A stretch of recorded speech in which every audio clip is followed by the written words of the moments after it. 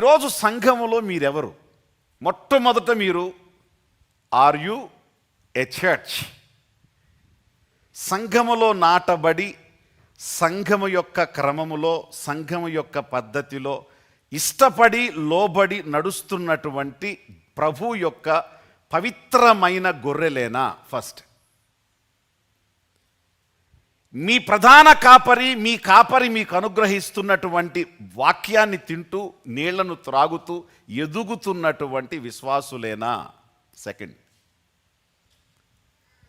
ఎదుగుతున్నటువంటి మీరు మీ సంఘములో మీరు పసిబిడ్డల, యవనస్తుల, పెద్దల, లేకపోతే బిషప్పుల, లేకపోతే గొప్ప మేధాశక్తి కలిగినటువంటి జ్ఞానం కలిగినటువంటి ఎంతో పరిచర్య జ్ఞానం కలిగినటువంటి గొప్పవాళ్ళ మీరెవరు?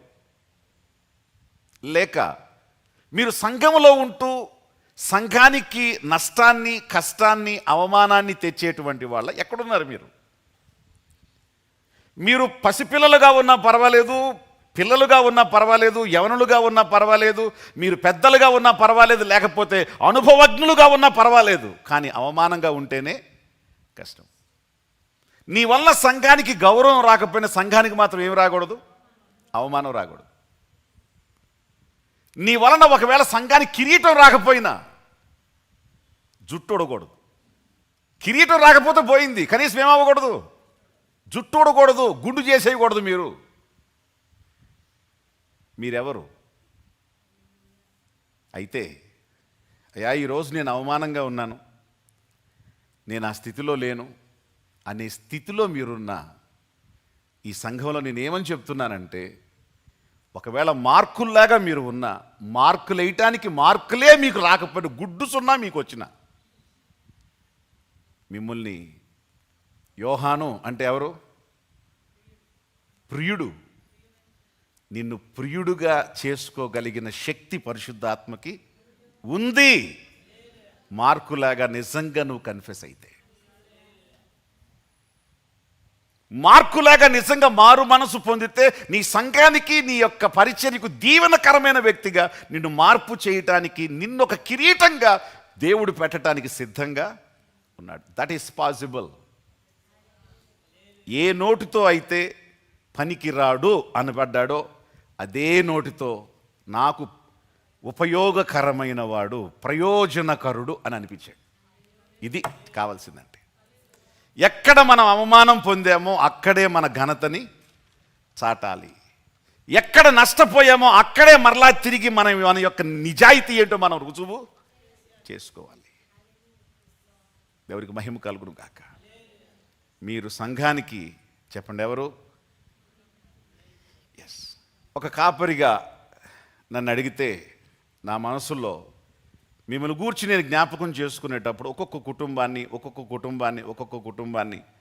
ఒక్కొక్క వ్యక్తిని నేను జ్ఞాపకం చేసుకునేటప్పుడు మీరెవరు, మీరేమిటి అనేది మీరు నాకు చూపించిన దాని ప్రకారం, మీరు సంఘంలో కనుపరిచిన దాని ప్రకారం, మీ మనసులో ఉంటే నాకేం తెలుసుద్ది? మీ మనసులో ఉంటే నాకు తెలియదు కదా. నేను యేసుక్రీస్తుని కాదుగా. ఎప్పుడో కళ్ళు మూసుకుంటే ఏదో ఒకటి చూపిస్తాడు అంతే ఆయన. అది అంతే తప్ప నాకు పెద్ద ఏం తెలియదు. నీ ప్రభువుకు నువ్వెవరో తెలుసు. నీ కాపరికి నీకు తెలియాలంటే it's only possible through proof. నీ లోన ఉన్న దాన్ని నువ్వేం చేయాలి? నీ లోన ఉన్న ప్రేమ నువ్వు బహిర్గతంగా వెళ్ళగక్కాలి. నీ ప్రేమ నీ ప్రభువుకి, నీ ప్రేమ నీ పరిచర్యలో, నీ ప్రేమని నీ యొక్క వర్క్లో నువ్వు ప్రేమని ఎక్కడెక్కడ చూపించాలి. నువ్వు అక్కడ చూపిస్తే అప్పుడు పరిశుద్ధులు నిన్నేం చేస్తారు? Yes, is a man of love, is a women of love, a man of care, is a spiritual person, spiritual women, responsible women అని వాళ్ళు గుర్తించగలుగుతారు. సో ఒక్కొక్కరిని నేను జ్ఞాపకం, వీళ్ళ ఆత్మీయ స్థాయి ఏమిటి, వీళ్ళ బలహీనతలు ఏమిటి, వీళ్ళ బలాలు ఏమిటి, వీళ్ళ కిరీటాలా మొట్టుకాయలా, వీళ్ళు సంతోషాలా గుండెలో పోట్లా అనేటువంటి విషయాలు నా మనసులో, మీ ఎన్ని వందల మంది మీరున్నా కూడా ప్రతి ఒక్కరి విషయంలో నాకు అవగాహన ఉంటుంది. I use to pray, lord దయచేసి నీ బిడ్డల్ని ఇలా ఉంచినందుకు నీకు స్తోత్రం. కొన్ని స్టేట్మెంట్స్, మీరు చేసే స్టేట్మెంట్స్ నేను విన్నప్పుడు, కొన్ని మాటలు విన్నప్పుడు నాకు ఏంటంటే నేను పొగడకూడదు. నేను పొగిడితే తేడా వచ్చేస్తుంది, ప్రమాదం వచ్చేస్తుంది. అందుకని పొగట్లా. ఆడి దుష్టుడు చాలా ఈగర్గా చూస్తున్నాడు, నేను ఎవరి విషయంలో ఆనందించినట్టే వేసేస్తున్నాడు అన్ని. వీళ్ళు చక్కని వాక్యానుసారులు, వాక్యాన్ని ప్రేమించేవాళ్ళు, ప్రార్థనా పరులు. థ్యాంక్ యూ ప్రభువా, నా ప్రయాస, నా కష్టం, నా బోధ ఈ బిడ్డ విషయంలో నెరవేరింది అని నేను ఎవరి గురించి ఆనందించాను అనుకోండి, వీళ్ళు నాకు బాధ కలిగించే వాళ్ళుగా తయారవుతున్నారు మళ్ళీ. ట్రూ. హిందూపూర్ చర్చిలో చాలామందిని చూశాను అట్లా. నేను చర్చిలో ఎవరిని పొగిడానో వాళ్ళు తిరిగి ఆ పొగడ్తో కూడా అనర్హులైపోయారు. కాబట్టి అప్పటి నుంచి దయచేసి మీ ముందు పొగట్టలేదు, కానీ మాటలతో చెప్పకపోయినా, అంటే పేరులతో చెప్పకపోయినా, మీరెవరు అనేది నా హృదయానికి తెచ్చినప్పుడు నా హృదయం ఎంతో ఆనందిస్తుంది. ప్రభువా, వీరి ప్రేమను బట్టి, వీళ్ళ యొక్క నమ్మకత్వాన్ని బట్టి, వీళ్ళ